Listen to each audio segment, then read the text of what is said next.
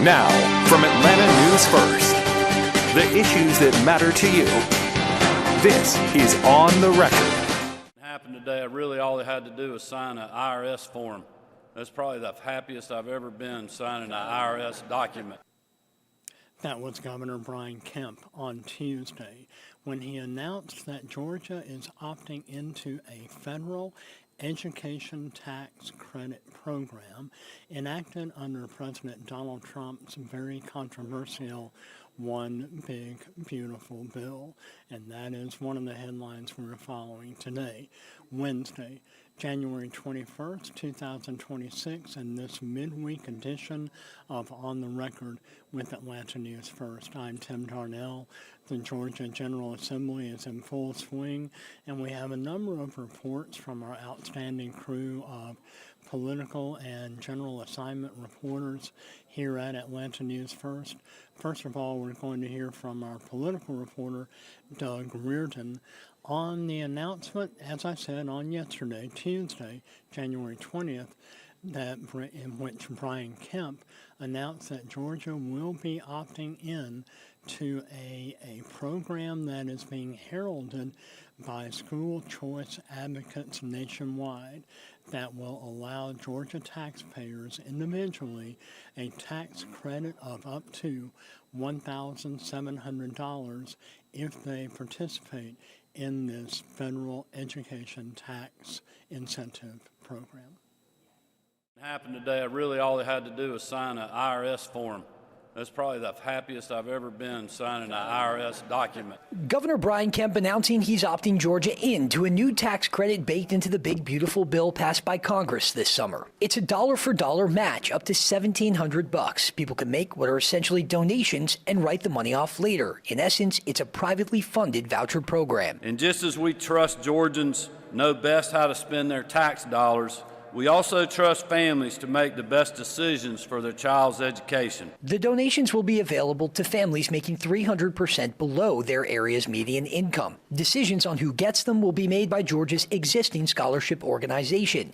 Georgia already has a similar state program and the Promise Scholarship, which is state-funded and provides families in low-tier school districts $6,500 for private or homeschooling. Anything that takes money out of our public schools or anything that's not adding more money into our public schools fundamentally is not helpful. Democratic State Senator Kim Jackson says the state needs to focus less on shuffling students out of public schools and more on investing in them. Parents of children who are really suffering, who are in significantly low-income areas, they do not have expendable income to be able to send their kids to private school. So we need to take those dollars and invest them into the public schools where those kids are zoned for. That was Doug Reardon at the state capitol yesterday, January 20th. Again, this is On the Record, your midweek political report here on Atlanta News First. I'm Tim Darnell. And as I mentioned at the top of the stream, the Georgia legislature is now in full swing. Our assignment reporter, Abby Kasuris, has this report on some of the bills that Georgia lawmakers are proposing with a special emphasis on education in our public school system.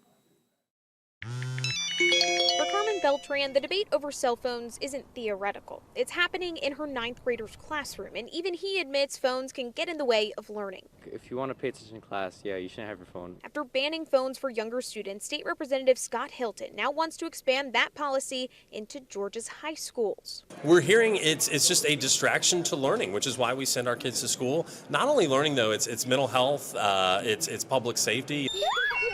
Samantha Halliburton's daughter, Omni, is years away from high school, but one proposal already has her attention. A bill that would require firearm safety education in Georgia classrooms starting in kindergarten, teaching children what to do if they encounter a gun. Halliburton says she wants to be a part of that conversation. Overall, yes, if parents could opt out for it, that would be amazing. According to the Center for Disease Control, firearms are the leading cause of death for children and teens ages 1 to 17 in Georgia. The bill's sponsor, State Senator Rick Williams, has worked in the funeral home business for 53 years. He says one of the hardest parts is meeting families who've lost a child in an accidental shooting. As you see a gun, you do not touch it. You go get an adult. Another bill parents are watching would require vape detectors in Georgia high schools. A University of Georgia survey found 1 in 5 high school students has used a vaping product. The kids are vaping in school. They're going to the bathrooms. It's becoming an epidemic. The detector sends aerosol particles tied to nicotine or THC and alerts staff in real time. Funding could come from grants or the state's budget. I think the detectors are a great idea. At the state capitol, I'm Abby Kasouris. That was Abby Kasouris talking about the various programs and bills and efforts and initiatives and priorities that some Georgia lawmakers are endorsing in this most recent session of the Georgia General Assembly.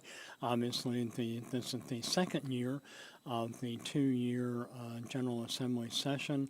We're in the middle of an election year, which means that there are a lot of political and election issues that are floating around the state capitol that lawmakers are pushing. We have a number of state lawmakers and constitutionally elected officials, such as Lieutenant Governor Burt Jones, who are running for governor and higher office this year, and this is obviously making this legislative session possibly a little bit more politically charged than we have seen in the past.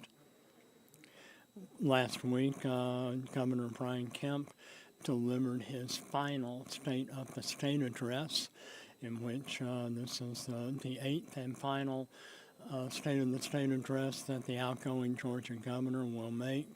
He was first elected in 2018, handily reelected in 2022, and the governor made a lot of headlines last week when he announced yet another billion-dollar tax credit or tax cut, lowering the state's income tax rate down to 4.99%. Here's a report on the governor's State of the State address. Again, we hear from political reporter Doug Reardon. Because as I've said before, that's your money, not the government's. Governor Brian Kemp in his last State of the State address announced another year of tax relief. Using the massive state surplus, his return of money to taxpayers will net individual filers $250 and married couples an average of $500. And at the end of the day, if we have more than we need, we give it back to the people who actually earned it. Democrats say it's money, but it's not enough for most families. That will not take care of the needs that most families are thinking about. They're thinking about child care. They're thinking about paying rent. But a one-time $250 and a one-time $500, what is that really going to do? Democrats also said the governor glossed over health care with no mention of expiring federal tax credits or Medicaid expansion they've been seeking for years. In addition to the tax rebate, Kemp also put forth an acceleration of Georgia's income tax reduction to below 5% 3 years ahead of schedule. $2,000 payments for state employees like teachers and law enforcement.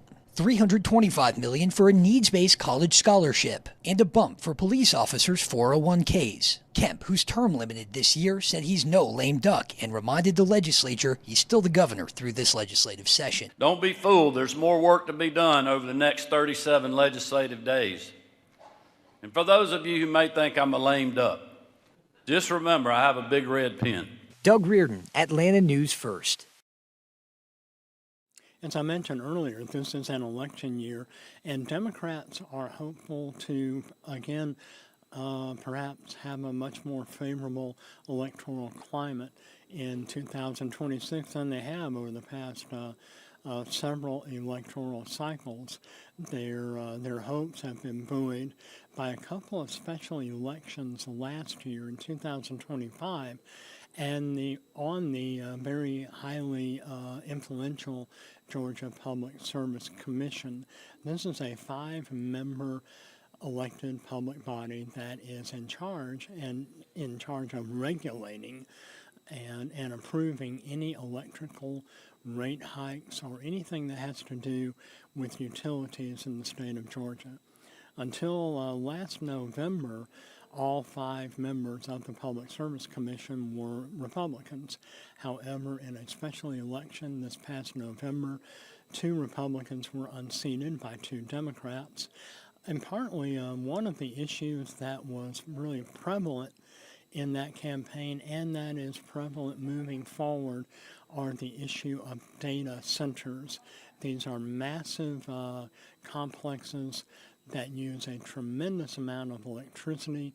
They've come under a lot of heavy scrutiny lately because of the tremendous power consumption, I should say, that these data centers employ. Abby Kasuris has this report on how legislators are, again, right now, looking at perhaps putting a moratorium or referendum or some kind of limit on the number of data centers that can be approved in the future here in Georgia. A large-scale data center. From metro Atlanta to rural Georgia, data center proposals are spreading, and so is the pushback. Supporters say these massive facilities are already reshaping Georgia's economy. A report from the Carl Vinson Institute of Government shows data centers created more than 28,000 construction jobs and 5,000 permanent jobs, pumping billions of dollars into the state. Honestly, one of the cleanest, greenest, quietest data center regulations in the country. Georgia's growth is different and faster than anywhere else. According to the investment firm CBRE, Metro Atlanta led the nation in data center expansion last year, surpassing Northern Virginia.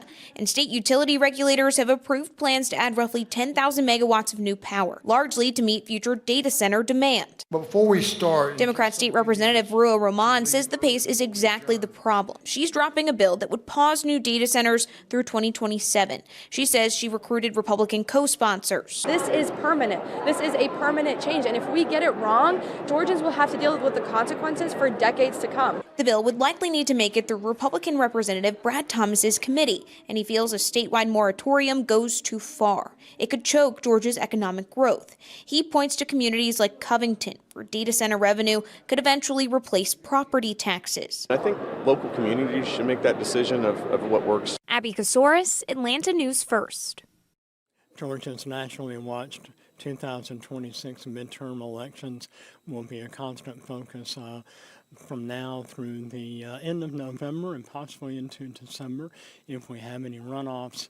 And Atlanta News First will continue to follow all of the late-breaking and current political developments. We encourage you to watch and listen to On the Record with Atlanta News First every Sunday morning on Atlanta News First at 11 a.m. You can also download and listen to all of the On the Record with Atlanta News First podcast on YouTube or wherever you get your favorite podcasts. Thank you for watching ANF Plus. For more breaking news, live coverage, and your community stories, download the Atlanta News First app. You can also watch us on YouTube, Roku, Apple TV, and Fire TV. To join the conversation on YouTube Live, visit our channel and hit subscribe. You can also listen to the Atlanta News First podcast by searching Atlanta News First on your preferred listening platform.